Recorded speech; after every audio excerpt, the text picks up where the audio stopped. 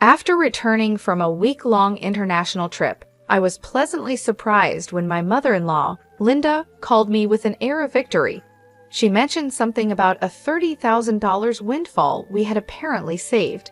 Confused, I tried to recall any recent instance where I had amassed such a sum.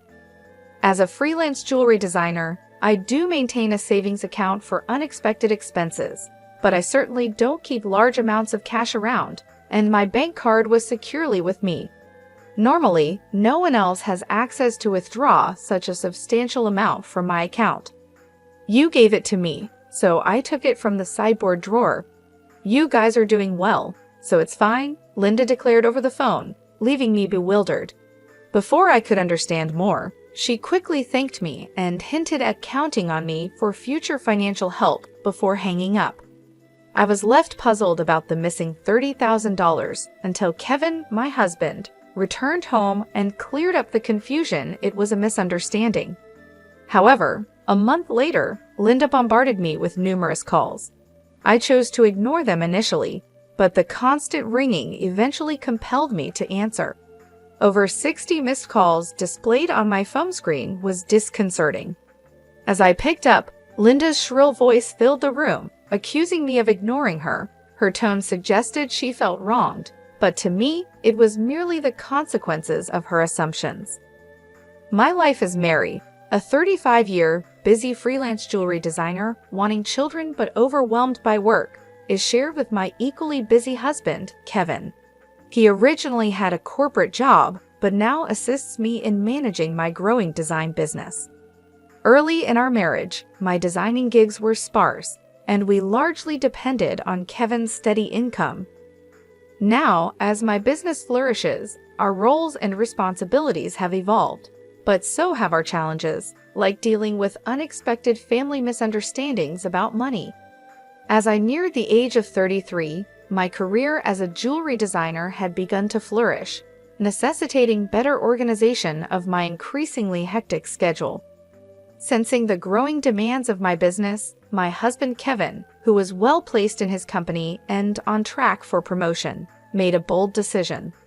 He resigned from his job to partner with me, applying his skills in management to our joint venture.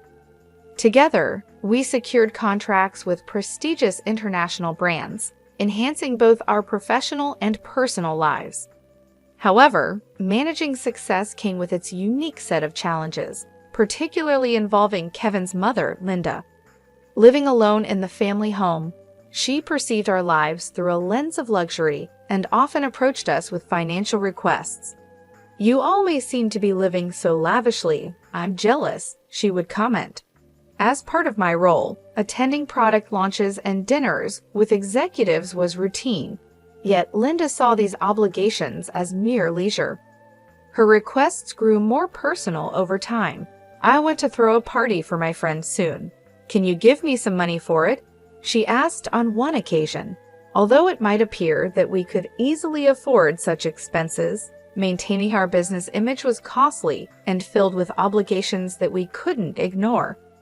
We weren't living in luxury. These were necessary aspects of our work. Linda, draped in envy and often sarcasm, failed to grasp the nature of our expenses. "Dressed up beautifully, eating at expensive places, I envy you," she'd say. Despite my repeated refusals, Kevin, being her son, would occasionally acquiesce to her demands, reasoning that a little financial help was a small price for peace. "If giving her a little money keeps her quiet, then it's worth it," he'd argue, finding it simpler to appease her than to have our work disrupted. Yet Linda's demands only escalated. Recently, she expressed a desire for a new dress for an upcoming gathering. Just the other day, Linda came over and pestered Kevin. "Wouldn't a two-piece suit work? We've been asked to buy clothes before. There might be cheaper options, but what Linda wants is certainly not cheap," I explained. Her rebuttal was that it was a fancy party and she couldn't be the only one dressed in old clothes. Furthermore, she insisted on a matching bag, leaving us exasperated. To manage her frequent requests, Kevin had previously set up a credit card in Linda's name, instructing her to use it for her expenses. Initially, she overspent significantly and was cautioned by Kevin. Although he asked her to inform us before making significant purchases, she continued her extravagant spending. This pattern of financial demands has left both Kevin and I at our wits' end, trying to balance the delicate act of supporting family while maintaining the integrity and sustainability of our business. I discovered an exquisite ring and couldn't resist purchasing it, though I regret not informing you beforehand. Unfortunately, the bill was exorbitant. If spending is going to be this unrestrained, perhaps it's best to return the card. We simply cannot cover these costs. The credit card was in Linda's name, but Kevin was the one managing and paying the bills. Linda seemed to misunderstand the purpose of the credit card, treating it as if it were an unlimited resource. She didn't grasp that every purchase made would eventually need to be paid for, and since the money wasn't coming directly from her own pocket, she continued to use it freely. Recognizing the need to curb her spending, Kevin decided to set a spending limit on her card. This led to Linda storming into our home one day, frustrated and complaining, "What the heck? I couldn't pay for my shopping the other day. Why?" We explained that her excessive spending was straining our finances, which necessitated lowering her monthly limit. "It's still enough, right?" Kevin asked her, trying to maintain some peace. "But you two are still dressing up, going to fancy places. How is what I'm doing any different?" Linda protested, viewing our activities as purely recreational. "That's part of our job, Linda.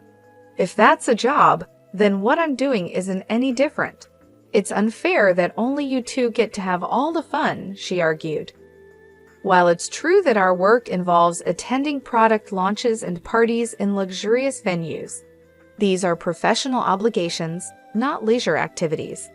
Despite her misconceptions, setting a spending limit on Linda's credit card seemed to have calmed the situation somewhat. Occasionally, Linda would visit and air her grievances to Kevin, but overall, life proceeded without major disruptions. As the end of the year approached, an exciting opportunity presented itself. A foreign brand manufacturer approached me with a proposal to expand our business dealings by relocating our base overseas. The prospect thrilled me, as it could potentially elevate me to the ranks of top-tier designers. Kevin, ever supportive as my manager, was all for taking the leap. "It's a chance we have to take," he affirmed. However, the prospect of moving abroad brought a new concern Linda. Given her past behavior, it was a legitimate worry that she might insist on joining us overseas. The idea of living internationally was appealing, yet the thought of dealing with Linda's demands in a new country was daunting. When we shared our plans to move overseas for work with Linda that weekend, she responded exactly as we predicted. "I want to come too," she declared, assuming our move would be an endless vacation. Kevin tried to clarify, "We're going there for work. It won't be leisurely life as you think." But Linda was skeptical. "You're trying to trick me. You plan to live even more lavishly there without me watching." "We're not moving there permanently. We'll come back after our work is done," I explained, trying to ease her concerns. Yet, she retorted, "You're saying that, but you're planning to leave me behind, aren't you?" Exhausted by this repetitive argument, Kevin and I were both weary. In an attempt to compromise, Kevin suggested, "Okay, we can't take you with us, but how about we pay for a week-long trip for you instead?" Linda perked up at this. "Really? Are you sure?" "We'll cover your flight and hotel, but you'll need to manage the rest," Kevin affirmed. Pleased, at least for the moment, Linda left our house half-happy. However, the peace was short-lived.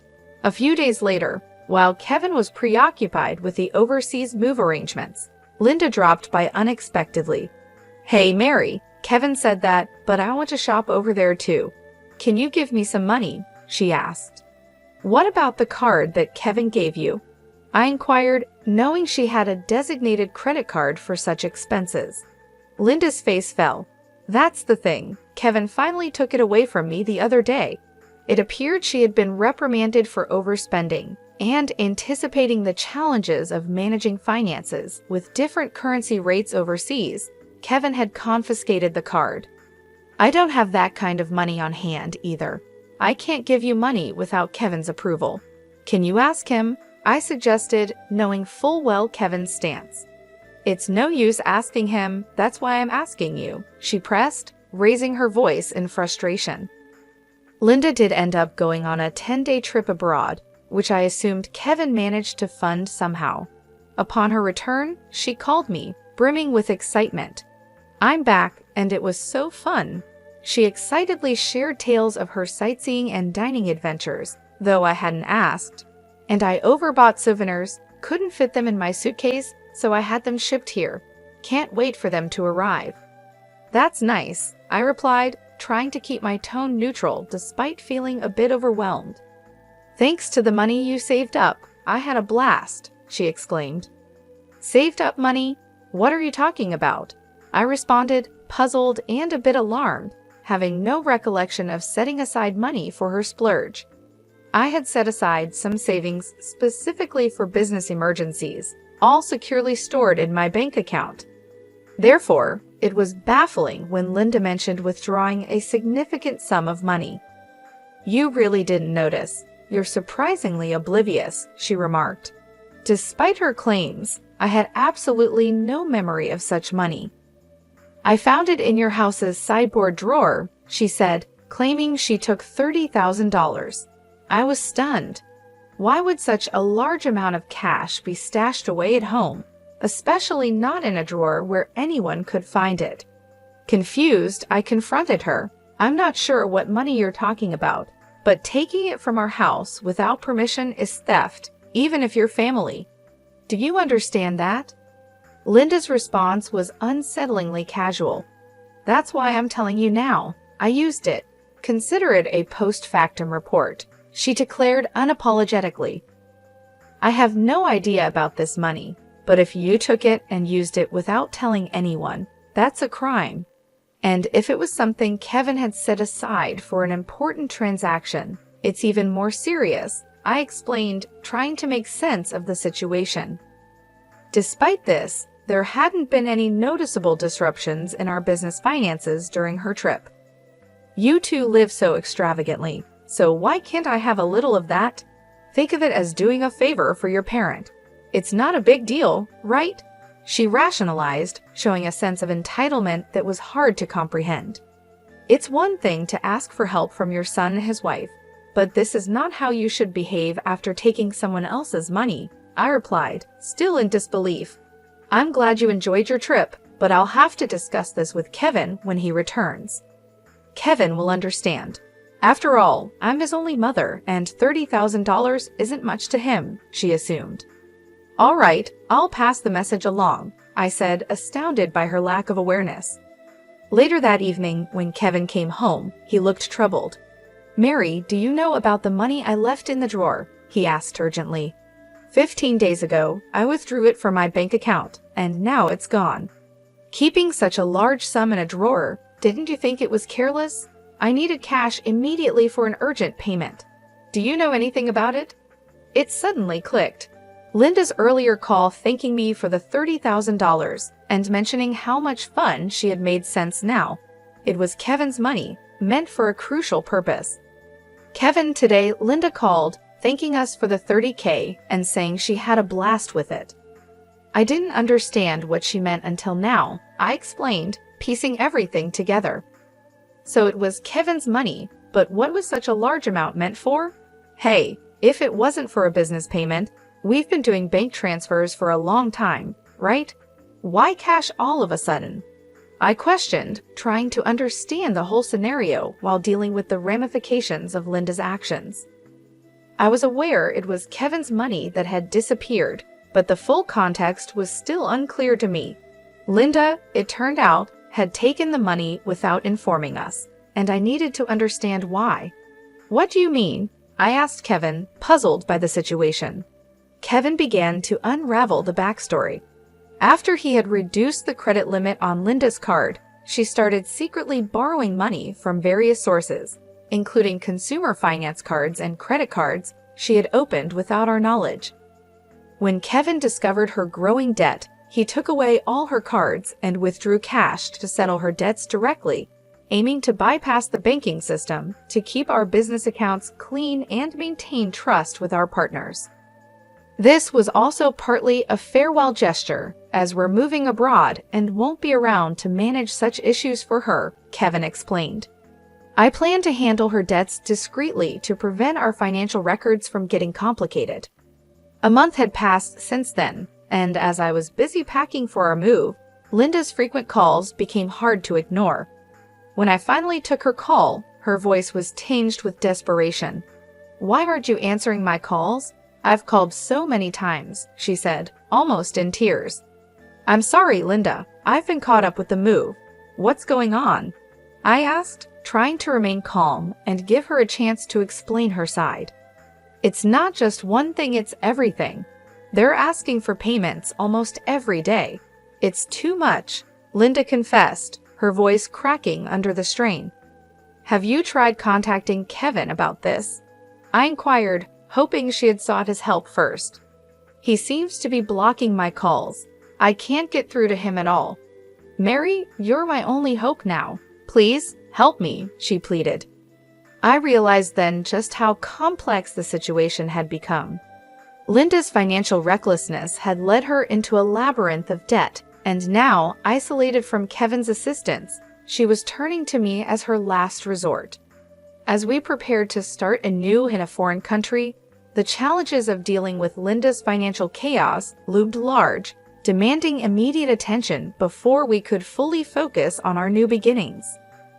I was taken aback by Kevin's drastic approach toward his own mother. If he had used the prepared funds to directly settle Linda's debts, this distressing situation might have been avoided. Instead, Linda was now overwhelmed with collections letters and relentless calls from finance companies and consumer lenders. It was a scene reminiscent of something from a dramatic film, one I had never expected to witness in real life. "I'll talk to Kevin, but I can't guarantee what he'll do. A son should help his mother in trouble, right? Please ask him for me," Linda pleaded at the end of our conversation. However, with our impending business expansion overseas, our financial resources were already stretched thin, and we couldn't afford to further assist Linda, especially given that she had misused the money meant to settle her debts. When I relayed the details of the call to Kevin upon his return home, he responded with a mixture of fatigue and resignation. "I had planned to sort things out before we left, but she squandered that chance herself," he said coldly. Indeed, the money was originally earmarked to clear Linda's debts, but she had instead blown it on a lavish trip, leaving no room for excuses. As Linda's calls persisted, I followed Kevin's lead and set her number to block. Although part of me wished to help her, she was, after all, Kevin's mother. There was nothing I could do if he had chosen to detach from the situation. Meanwhile, the day of our move overseas was quickly approaching, and I still had a lot to pack. Amid the chaos of packing, I discovered another troubling piece of news. Linda had resorted to selling her house to manage her debts. It turned out she had concealed even more liabilities than we knew. The total amount was so substantial that even after selling her property, she couldn't cover it all. The thought of losing the family home where Kevin had grown up was profoundly upsetting. "Hey, our family home is gone. Are you okay with that?" I asked, sensing his sadness. "How can I be okay?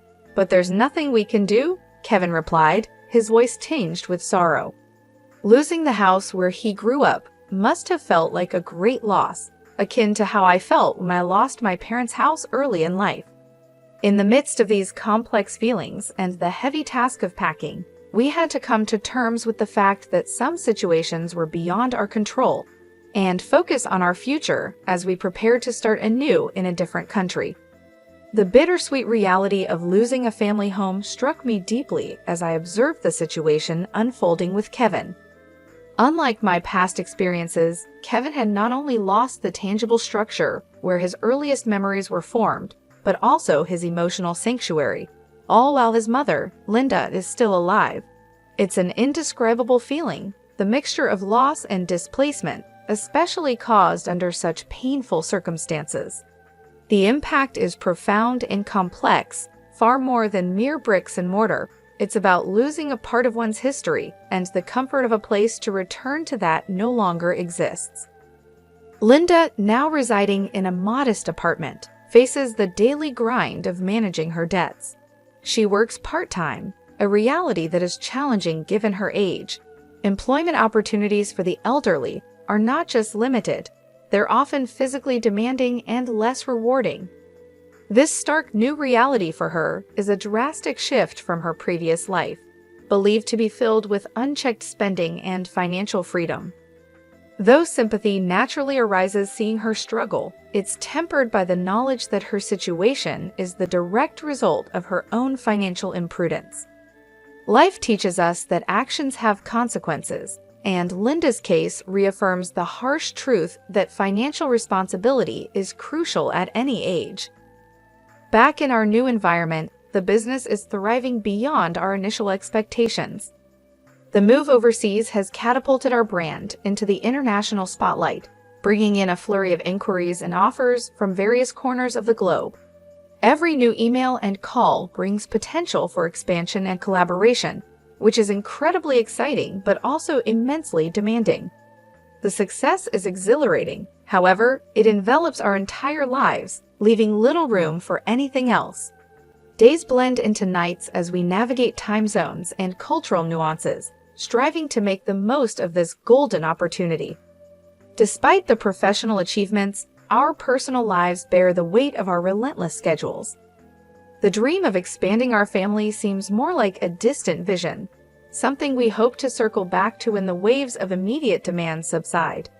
Kevin, who juggles multiple roles from logistics to client management, feels this strain acutely. As partners in both life and business, we find ourselves pondering the future and our priorities, wondering how we can align our professional goals with our personal desires. As I look out of our apartment window, taking in the view of the foreign cityscape, the neon lights blur into the night, mirroring the blur of our daily lives. It's a view filled with promise and anonymity, a stark contrast to the familiar streets we once knew. This city, vibrant and relentless, is now our home, yet it starkly contrasts with the quiet, steady life we left behind. The complexity of our new life is exciting, but also daunting, filled with endless tasks and decisions that challenge us at every turn.